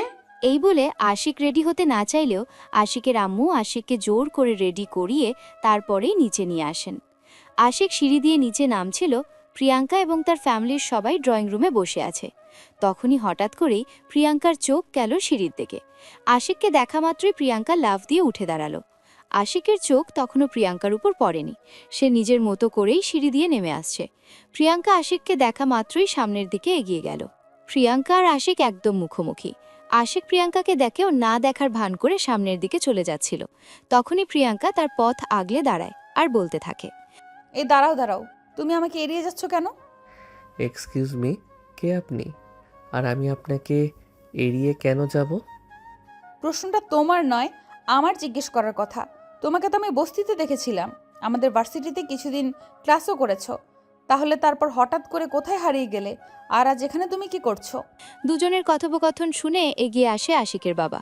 তখনই তিনি প্রিয়াঙ্কাকে উদ্দেশ্য করে বলতে থাকেন, কি ব্যাপার মা, কি হয়েছে? তুমি কি নিয়ে কথা বলছো? আমি তো কিছুই বুঝতে পারছি না। প্রিয়াঙ্কা তখন সবকিছু খুলে বলে। আর এদিকে আশিক তখন সেখান থেকে পালিয়ে যেতে চাইছিল, কিন্তু প্রিয়াঙ্কা থেকে কোনোভাবেই সেখান থেকে সরে যেতে দিল না। তখনই প্রিয়াঙ্কা আশিকের বাবাকে বলতে লাগলো, আঙ্কেল, আপনি বলুন, আমি কোনো ভুল বলেছি বা করেছি কিনা? আপনার ছেলেই তো সেই ছেলে, তাই নয় কি? আশিকের বাবা চুপ করে দাঁড়িয়ে থাকে, কোনো উত্তর দেয় না। কিন্তু প্রিয়াঙ্কাও ছেড়ে দেবার মতো পাত্রী নয়, সে তার উত্তর আদায় করেই ছাড়বে। তাই সে আশিকের শার্টের কলার চেপে ধরে বলতে থাকে, কি হলো, তুমি চুপ করে দাঁড়িয়ে আছো কেন? তুমি আমার কথার উত্তর দিচ্ছ না কেন? বলো, তুমি সেই ছেলেটা? আমি সেই ছেলেটা, কিন্তু তাতে আপনার কি সমস্যা? আমি তো সেটাই বুঝতে পারছি না। সমস্যা এটাই যে আমি তোমাকে ভালোবেসে ফেলেছি। সেদিন তুমি হুট করে ভার্সিটি থেকে চলে এসেছো, আর আমি তোমাকে সেদিন থেকেই পাগলের মতো খুঁজে চলেছি। কোথাও তোমাকে খুঁজে পাচ্ছি না। তোমার ভালোবাসা পাওয়ার জন্য আমি অধীর আগ্রহে অপেক্ষা করছি। প্রিয়াঙ্কার এমন কথায় উপস্থিত সবাই একদম হতভম্ব হয়ে যায়। কে কি বলবে কিছুই ভেবে পাচ্ছিল না। এদিকে প্রিয়াঙ্কার মা বাবা সহ আশিকের মা বাবা সবাই একদম বাপের চূড়ান্ত সীমানায় পৌঁছে যায়। তারা কখনো ভাবতেও পারেনি এমন কিছু একটা হতে পারে। তার প্রথম এবং প্রধান কারণ হলো প্রিয়াঙ্কা আশিকের চাইতে বয়সে বড়। এদিকে সব মেহমানরা অপেক্ষা করছিল জন্মদিনের অনুষ্ঠান শুরু করার জন্য। তারা জন্মদিনের অনুষ্ঠান শুরু করতে তাড়া দিচ্ছিল, কিন্তু প্রিয়াঙ্কা তাদেরকে কোনো কিছুই করতে দিচ্ছিল না, যতক্ষণ না পর্যন্ত আশিক তাকে ভালোবাসার স্বীকৃতি দিচ্ছিল। সে বারবার আশিককে ফোর্স করছিল যাতে আশিক তাকে স্বীকার করে নেয় এবং তার ভালোবাসাকে মর্যাদা দেয়। কিন্তু আশিক এটা কখনোই করবে না। তার প্রথম এবং প্রধান কারণ হলো আশিক তার বাবা মায়ের খুবই ভাগ্যগত ছেলে। তাকে তার মা বাবা যার সঙ্গে বিয়ে দেবে সে তাকেই মেনে নেবে। আর দ্বিতীয়ত, সে এমন একটা পেশায় জড়িত আছে তার যখন তখন মৃত্যু হতে পারে, তাই সে সহজেই কোনো মেয়ে মানুষকে নিজের জীবনের সঙ্গে জড়াতে চায় না। এদিকে প্রিয়াঙ্কার নাছোড়বান্দা। ততক্ষণ পর্যন্ত সে তার ভালোবাসার কথা আদায় করতে না পারবে, ততক্ষণ পর্যন্ত এখানে সে কিছুই হতে দেবে না। প্রিয়াঙ্কা বারবার সবাইকে রিকোয়েস্ট করতে থাকে যাতে আশিক তার ভালোবাসার স্বীকৃতি দেয়। তাই তো প্রিয়াঙ্কা তার বাবাকেও বলতে থাকে, দেখো বাবা, আমি জানি আজ পর্যন্ত তোমার কাছে আমাকে কোনো কিছুই চেয়ে নিতে হয়নি। আমার প্রয়োজন হওয়ার আগেই তুমি সব কিছু আমার চোখের সামনে এনে হাজির করেছো। তবে আজ তোমার কাছে আমাকে কিছু একটা চাইতেই হবে। সেটা হলো আমার সারা জীবন বেঁচে থাকার অবলম্বন, আমার ভালোবাসা। মেয়ের কথায় হতবাক হয়ে দাঁড়িয়ে থাকেন প্রিয়াঙ্কার বাবা। তিনি কি বলবেন কিছুই ভেবে পাচ্ছেন না। নিজের মেয়েকেও কিছু বলতে পারছেন না, অপরদিকে বন্ধুর ছেলে তো ওনার মেয়ের চাইতে বয়সে ছোট, তাই বন্ধুকেও কোনো রিকোয়েস্ট করতে পারছেন না। প্রিয়াঙ্কা যখন কারোর কাছ থেকে কোনো উত্তর পাচ্ছিল না, তখন সে সবাইকে পরিষ্কারভাবে জানিয়ে দেয় যদি সে আশিককে না পায় তাহলে সে আজ এই মুহূর্তে এখানেই সুসাইড করবে। তার জন্য দায়ী থাকবে এখানে উপস্থিত সবকটা মানুষ। তারপরেও প্রিয়াঙ্কার বাবা কোনো রেসপন্স করে না। তিনি চুপচাপ দাঁড়িয়ে থাকেন। মেয়েকে কি উত্তর দিবেন তিনি ভেবে পাচ্ছিলেন না। তখনই সেখান থেকে এগিয়ে আসে আশিকের বাবা, আর তিনি তখন প্রিয়াঙ্কাকে বলতে থাকেন, প্রিয়াঙ্কা মামনি, আমার প্লিজ তুমি তোমার মাথাটা ঠান্ডা করো, আমাকে একটু 5 মিনিট ভাবতে দাও। এই বলে আশিকের আব্বু বেশ কিছুক্ষণ চুপ করে বসে থাকেন, আর তারপরেই তিনি আশিকের দিকে এগিয়ে যান। আর তারপর আশিককে উদ্দেশ্য করে তিনি বলতে থাকেন, দেখো বাবা, এই পর্যন্ত কিন্তু আমি তোর কাছে কখনো কোনো কিছু চাইনি। ছোটবেলা থেকে বরঞ্চ তুই আমার কাছে যেটা চেয়েছিস আমি তোকে সেটাই দিয়েছি। আজ তোর কাছে আমি কিছু চাইবো, প্লিজ তুই আমাকে ফিরিয়ে দিস না। কিন্তু বাবা, এটা কিভাবে পসিবল? আমি একদম ছোট থেকে পড়াশোনা করেছি বলেই ওনার আগে পড়াশোনা শেষ করে চাকরিতে জয়েন করতে পেরেছি, কিন্তু উনি তো আমার চাইতে বয়সে বড়।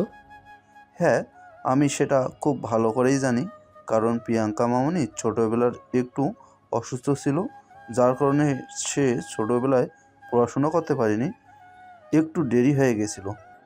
দেখ বন্ধু, তোর ছেলে যা বলছে একদম ঠিক কথাই বলছে। কিন্তু এই মুহূর্তে এটা করা ছাড়া আর কোনো উপায় নেই। প্লিজ বাবা, তুই আমার কথা মেনে নে। এবারে আশিকের বাবা আশিককে অনেক রিকোয়েস্ট করেন এবং প্রিয়াঙ্কাকে বিয়ে করতে রাজি করান, এবং সেই দিনই সবার সামনে প্রিয়াঙ্কা এবং আশিকের বিয়ের অ্যানাউন্সমেন্ট করেন। প্রিয়াঙ্কা এটা শুনে অনেক খুশি হয়। আশিকের বাবা সহ সবাইকে সালাম করে এবং সবার সামনেই খুশিতে আশিককে জড়িয়ে ধরে বলতে থাকে, I love you, dear. I love you so much. I'm so happy for this moment. Ashiq পড়ে গেল মহা বিপদে। সে কখনোই এরকমটা চিন্তাই করতে পারেনি যে প্রিয়াঙ্কা এতগুলো মানুষের মাঝখানে তাকে এভাবে জড়িয়ে ধরবে। কিন্তু কি করবে আর, যা হওয়ার তা তো হয়েই গেছে। সে প্রিয়াঙ্কাকে কানে কানে বলে, আরে কি করছেন আপনি? ছাড়ুন, সবাই দেখছে তো। কে দেখলো আর কে না দেখলে তাতে প্রিয়াঙ্কার কোনো কিছুই যায় আসে না, বরঞ্চ সে আশিককে বলতে লাগলো, দেখছে দেখুক, তাতে আমার কি হয়েছে? আমি তো আমার হবু বরকেই জড়িয়ে ধরেছি, এলাকার মানুষকে তো আর জড়িয়ে ধরিনি। এই বলে আরও কিছুক্ষণ আশিককে জড়িয়ে ধরে রাখে প্রিয়াঙ্কা, আর তারপরেই ছেড়ে দেয়। প্রিয়াঙ্কার বাহুবন্ধন থেকে ছাড়া পেয়ে আশিক সেখানে আর এক মুহূর্ত দেরি না করে নিজের রুমে চলে গেল। সে ভাবতেই পারেনি তার সঙ্গে এরকম কিছু একটা হতে পারে। নিজের রুমে বসে আশিক আর মনে মনে ভাবছে কি থেকে কি হয়ে গেল, এই মেয়েটা কিভাবে তার খোঁজ পেল। এদিকে অনুষ্ঠান শেষ হলে প্রিয়াঙ্কা তার মা বাবার সঙ্গে বাড়িতে চলে আসে। বাড়িতে এসে সোজা নিজের রুমে গিয়ে আশিকের নাম্বারে ফোন দিল। অচেনা নাম্বার থেকে ফোন এসেছে, তাই আশিক ফোনটা রিসিভ করতে চাইছিল না, কারণ এটা তার পার্সোনাল ফোন নাম্বার। এখানে অপরিচিত কেউ ফোন দিতে পারে না। কিন্তু পরপর ফোনটা বেজেই চলছিল, তাই আশিক ফোনটা রিসিভ না করে আর থাকতে পারল না। 4 বার রিং হওয়ার পর আশিক ফোনটা রিসিভ করে, আর তখনই অপর প্রান্ত থেকে শুনতে পায়, কি ব্যাপার? কি সমস্যা তোমার? আমি সেই কখন থেকে তোমাকে ফোন দিচ্ছি, তুমি আমার ফোন তুলছো না কেন? কল রিসিভ করতেই অপর প্রান্ত থেকে 1 নম্বরে কথাগুলো শুনতে পেল আশিক। তার বুঝতে বাকি রইল না এটা প্রিয়াঙ্কা ছাড়া অন্য কেউ হতেই পারে না, তাই সে বলতে লাগলো, আপনি আমাকে এত রাতে ফোন দিয়েছেন কেন? এই কথা শুনে প্রিয়াঙ্কা বলতে থাকে, হবু বরকে ফোন দেওয়ার জন্য কোনো টাইমের প্রয়োজন হয় না, যখন ইচ্ছে তখনই ফোন দেওয়া যায়। এই বলে প্রিয়াঙ্কা আশিকের সঙ্গে গল্প করতে শুরু করে। গল্প করতে করতে কখন যে মধ্যরাত হয়ে গেল এটা কেউ টেরি পেল না। যদিও আশিক নিজে থেকে প্রিয়াঙ্কার সঙ্গে এতক্ষণ গল্প করতে চাইছিল না, কিন্তু প্রিয়াঙ্কা কথা শুরু করলে আর শেষ করতে চায় না। হঠাৎ করেই আশিক দিকে তাকিয়ে দেখল রাত 2টা বেজে গেছে। তখনই সে প্রিয়াঙ্কাকে বলে এখন তার ফোন রাখতে হবে, সকালে ডিউটি আছে। আর এই বলে আশিক ফোনটা কেটে দিল। যদিও প্রিয়াঙ্কা ফোনটা কাটতে চাইছিল না, সে চাইছিল সারা রাত আশিকের সঙ্গে গল্প করবে। বান্ধবীদের কাছে বরাবরই প্রেমের গল্প শুনে এসেছে, তারা নাকি সারা রাত তাদের বয়ফ্রেন্ডের সঙ্গে গল্পগুজব করে। সেও এরকম কিছু একটা করতে চাইছিল, কিন্তু আশিক মোটেও সেরকম কিছু পছন্দ করে না। সে ফোন কেটে দিয়ে ফোন অফ করে ঘুমিয়ে পড়ল। পরের দিন সকালবেলা ঘুম থেকে উঠে যথাসময়ে ডিউটিতে চলে গেল। এদিকে প্রিয়াঙ্কা আস্তে আস্তে স্বাভাবিক জীবনে আসতে শুরু করল। সপ্তাহখানেক ঘনিয়ে গেল, তাদের বিয়ের কোনো তোড়জোড় হচ্ছে না। এটা দেখে প্রিয়াঙ্কা তার বাবাকে বলতে লাগলো, কি ব্যাপার বাবা, আমি তো কোনো কিছুই বুঝতে পারছি না। বিয়ের আয়োজন এখনো শুরু করছো না কেন? আরে না, এই তো সপ্তাহখানেক গেল, আর কটা দিন যাক না, তারপর না হয় আশিকের বাবার সঙ্গে কথা বলা যাবে। কিন্তু প্রিয়াঙ্কার যেন তাড়া সইছিল না। সে কোনো কথা শুনতে চাইছিল না। সে তার বাবাকে পরিষ্কার জানিয়ে দিয়েছিল, আগামী 1 সপ্তাহের মধ্যে বিয়ের কাজ সম্পন্ন হওয়া চাই, তা না হলে সে নিজেই কিছু একটা করে বসবে। এই কথা শুনে তার বাবা তাকে বলতে থাকে, এত চিন্তা করার কোনো কারণ নেই। আশিকের বাবা যখন কথা দিয়েছে নিজের ছেলের সঙ্গে প্রিয়াঙ্কাকে বিয়ে দেবেন, তখন তিনি সেটা করবেনই, কারণ তিনি কখনোই নিজের কথা নড়চড় করেন না। কিন্তু প্রিয়াঙ্কার তাতেও যেন হচ্ছিল না। সে তার বাবাকে পরিষ্কারভাবে জানিয়ে দিল যেন কালকের মধ্যেই আশিকের বাবার সঙ্গে তার বাবা এ ব্যাপারে কথা বলেন। তখন প্রিয়াঙ্কার বাবা আর কোনো প্রতিউত্তর করলেন না, নিজের মেয়ের কথাই মেনে নিলেন এবং পরের দিন বিকেলবেলা অফিস শেষ করে আশিকের বাবার অফিসে চলে গেলেন। আশিকের বাবার সঙ্গে সেখানে কথা বললেন। আশিকের বাবাও আর দ্বিমত করল না। তিনিও সিদ্ধান্ত নিলেন কিছুদিনের মধ্যেই এই শুভ কাজটা সেরে ফেলবেন। তবে সব কিছুর জন্য একটা রুলস এবং রেগুলেশন প্রয়োজন। বিয়ের মতো একটা অনুষ্ঠান বলে কথা, এখানে তো কিছু নিয়মকানুন আছে এবং সেই সঙ্গে প্রস্তুতিরও একটা ব্যাপার স্যাপার আছে। তাই তিনি প্রিয়াঙ্কার বাবাকে প্রস্তুত হতে বলেন। তিনি নিজেও সবকিছু গোছাতে শুরু করেন। পরের সপ্তাহেই তাদের বিবাহের এই শুভ কাজ সম্পন্ন হলো। যদিও আশিক শুরুতেই এই ব্যাপারটা মন থেকে মেনে নিতে পারছিল না। সে কোনোভাবেই এটা ভাবতে পারছিল না তার চাইতে বয়সে বড় একটা মেয়ের সঙ্গে তার বিয়ে হবে। কিন্তু কি আর করবে, বাবার সিদ্ধান্ত বলে কথা, এটা তো মেনে নিতেই হবে। তাছাড়া আপনাদেরকে তো আগেই বলা হয়েছে সে তার বাবার খুবই বাধ্যগত একটা সন্তান। কখনোই সে তার বাবার ইচ্ছার বিরুদ্ধে গিয়ে কোনো কিছু করে না। তাই এবারেও তার কোনো কিছুই করার ছিল না, কারণ এখানে তো অনেকগুলো মানুষের সামনে তার বাবা কথা দিয়েছিল, আর সেজন্যই এই কথা রক্ষা করা তার এবং তার বাবার দায়িত্ব হয়ে পড়েছিল। অপরদিকে প্রিয়াঙ্কাও বিয়েটা করার জন্য এতটাই তাড়াহুড়ো দেখাচ্ছিল যেন আশিককে ছাড়া তার জীবন যায় যায় অবস্থা। তাই আর দুই ফ্যামিলিতে কোনো রিস্ক নিতে চাইল না, তাড়াতাড়ি বিয়ের কাজটা সম্পন্ন করলো। বিয়ের দিন রাতের বেলা বাসর ঘরে বসে আশিকের জন্য অপেক্ষা করছে প্রিয়াঙ্কা। রাত 11টায় আশিক বাসর ঘরে প্রবেশ করলো। তখনই প্রিয়াঙ্কা বিছানা থেকে নেমে গিয়ে আশিকের সামনে দাঁড়ালো আর বলতে লাগলো, এতক্ষণ তুমি কোথায় ছিলে? সেই কখন থেকে আমি তোমার জন্য অপেক্ষা করছি। মেহমানদের বিদায় করে দিয়ে আসলাম, তাছাড়া সবেমাত্র রাত 11টা বাজে। এখন এত তাড়াহুড়োর কি আছে? আমি তো সেটাই বুঝতে পারলাম না। এত বছর অপেক্ষা করে তোমাকে পেলাম, এখন কি তোমাকে ছেড়ে থাকতে মন চায় নাকি?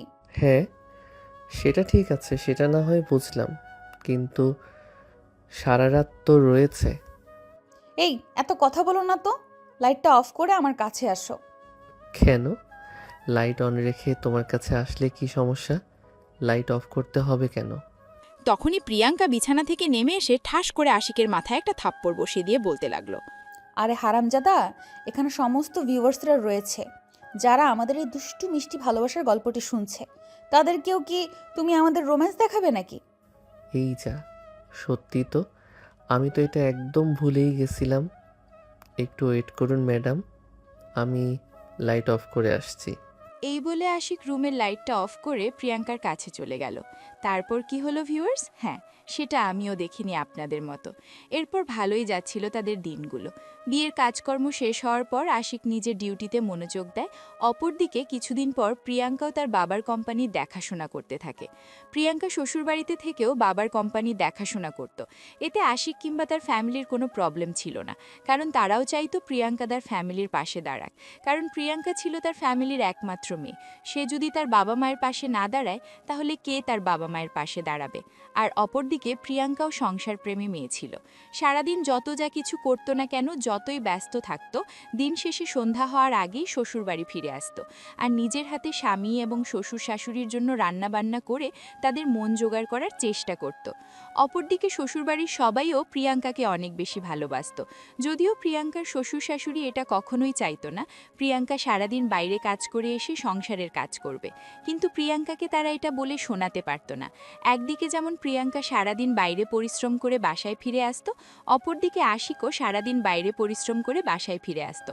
আশিক বাসায় এসে চাইতো প্রিয়াঙ্কা তাকে সময় দেবে, কিন্তু সেটা হয়ে উঠত না। প্রিয়াঙ্কা অফিস থেকে এসে সংসারের কাজে ব্যস্ত হয়ে পড়ত। ব্যাপারটা একদমই আশিকের ভালো লাগতো না, যেটা নিয়ে সে প্রায়শই প্রিয়াঙ্কার সঙ্গে ঝামেলা করতে শুরু করে। আর সেই ব্যাপারটা বুঝতে পারে আশিকের আব্বু আম্মু দুজনাই। তাই তারা সিদ্ধান্ত নেয় প্রিয়াঙ্কা এবং আশিককে কিছুদিনের জন্য ছুটিতে কোথাও পাঠাবে। যদিও প্রিয়াঙ্কার ছুটি নিয়ে কোনো প্রবলেম ছিল না, তবে আশিকের ছুটি নিয়ে অনেক প্রবলেম ছিল। তার ছুটি নেওয়াটা কোনোভাবেই হয়ে উঠছিল না। একটার পর একটা কেস তার হাতে চলে আসছিল, যেটা সে ছাড়া অন্য কেউ ইনভেস্টিগেট করে সলভ করতে পারছিল না। অবশেষে অনেক মাস অপেক্ষার পর আশিকের অফিস থেকে ছুটি নেওয়া গেল, তাও আবার 1 সপ্তাহের জন্য। ছুটির দিন ধরজা হতেই আশিকের বাবা আশিক এবং প্রিয়াঙ্কার জন্য টিকিট বুক করে দিলেন। যেহেতু ছুটি কম দিনের ছিল, তাই তারা বেশি দূর যাওয়ার চিন্তা করল না, দেশের মধ্যেই কোথাও একটা যাওয়ার চিন্তা। এদিকে প্রিয়াঙ্কা পাহাড় ভীষণ পছন্দ করে, তাই আশিক এবং প্রিয়াঙ্কার দুজনে মিলে সিদ্ধান্ত নিল তারা বান্দরবন যাবে। ফ্যামিলির মানুষও এটা শুনে খুবই খুশি হলো, কারণ প্রকৃতি মনকে বিশুদ্ধতা দেয়। আশিকের অফিস থেকে যেদিন ছুটি বলে সেদিন রাতেই তারা বান্দরবনের উদ্দেশ্যে রওনা দিল। ঢাকা থেকে বান্দরবন গিয়ে পৌঁছাতে পরের দিন সকাল হয়ে গেল। তারা হোটেল বুক করে রেখেছিল। সেখানে পৌঁছে তারা সোজা হোটেলে উঠে গেল। সকালের খাবার খেয়ে কিছুক্ষণ সময় বিশ্রাম নিল। তারপর বিকেলের দিকেই তারা বাইরে বের হলো কিছুক্ষণ ঘোরাঘুরি করার জন্য। শীতের বিকেল, হালকা কুয়াশা, সবকিছু মিলিয়ে অন্যরকম এক ভালো লাগা কাজ করছিল সেখানে। একটা উঁচু পাহাড়ের উপর গিয়ে উঠল আশিক প্রিয়াঙ্কা দুজনে। চারপাশে তাকিয়ে ভালোভাবে প্রকৃতি দেখে নেওয়ার চেষ্টা করছিল। খুব সুন্দর লাগছিল পাহাড়গুলো। দূরের পাহাড় দেখা যাচ্ছিল না, কুয়াশায় ঘেরা ছিল। তবে দুই চোখের সীমানায় যতটা দেখা যাচ্ছিল, মনে হচ্ছিল যেন প্রকৃতির এক অপরূপ সৌন্দর্য আল্লাহ পাহাড়কে দিয়েছেন। আশিক আর প্রিয়াঙ্কা শীতের বিকেলে হালকা কুয়াশা ঘেরা গাছের উপর বসে পড়ল। প্রিয়াঙ্কা আশিকের কাঁধে মাথা রেখে বসে আছে। তখনই হঠাৎ করে আশিক বলতে লাগলো, আচ্ছা, তোমাকে একটা প্রশ্ন করতে পারি, যেটা অনেক দিন ধরেই ভাবছি। অবশ্যই, কেন নয়? তুমি আমাকে যে কোনো রকম প্রশ্ন করতে পারো। আমি তোমার সব রকমের প্রশ্নের উত্তর দিতে সবসময় প্রস্তুত। তুমি তো দেখতে যথেষ্ট সুন্দরী, শিক্ষিত, স্মার্ট একটা মেয়ে। ওই ছেলেটার মধ্যে তুমি কি এমন দেখলে যে ছেলেটা তোমার ভার্সিটিতে বস্তির একটা ছেলে হয়ে গিয়েছিল? প্রশ্নের উত্তরটা কি দিতেই হবে? দিলে ভালো লাগতো। জানি না কি এমন ছেলেটার মধ্যে আছে, তবে ছেলেটাকে প্রথম দিন দেখাতেই আমার কেমন যেন অন্যরকম একটা অনুভূতি হয়। মনে হচ্ছিল এই ছেলেটা আর 5টা ছেলের চাইতে আলাদা। তাই তো আস্তে আস্তে তার প্রতি আমার মায়া জন্ম নেয়, আর আমি তার প্রতি আকৃষ্ট হয়ে পড়ি। শুধু কি এইটুকুই, নাকি আরও কিছু আছে? আর যেটা আছে সেটা হলো ভালোবাসা। তাকে আমি ভীষণ ভালোবেসে ফেলেছিলাম। মনে হচ্ছিল তাকে যদি জীবন থেকে হারিয়ে ফেলি, তাহলে বেঁচে থাকার ইচ্ছেটাই মরে যাবে। সেটা তো দেখতে পেয়েছিলাম যেদিন তুমি আমার বার্থডে প্রোগ্রামে এসেছিলে। তোমার চেহারা দেখেই সেটা বোঝা যাচ্ছিল। তাহলে আর প্রশ্ন করার কি আছে এখানে? আমি তো সেটাই বুঝতে পারছি না। বেশ কিছুক্ষণ চুপ করে থাকে আশিক, আর তারপরে প্রিয়াঙ্কার হাতটা শক্ত করে বুকের সঙ্গে চেপে ধরে বলতে থাকে, এই যে এতটা ভালোবাসলে আমায়, কখনো ছেড়ে যাবে না তো? যদি আমায় ছেড়ে চলে যাও, তাহলে কিন্তু আমি মরেই যাব, কারণ আমি তোমার ভালোবাসায় পুরোপুরি আসক্ত হয়ে গেছি। আই পাগল, তোমাকে ছেড়ে যাওয়ার জন্য তোমায় ভালোবেসেছি নাকি? তোমাকে আজীবন ভালোবেসে ভালোবাসার বন্ধনে আবদ্ধ করে রাখবো। সত্যি তো? হ্যাঁ, সত্যি সত্যি সত্যি, 3 সত্যি। তোমায় ভীষণ ভালোবাসি আমি, কখনো ছেড়ে যাব না। এই যে তোমাকে ছুঁয়ে প্রমিস করলাম।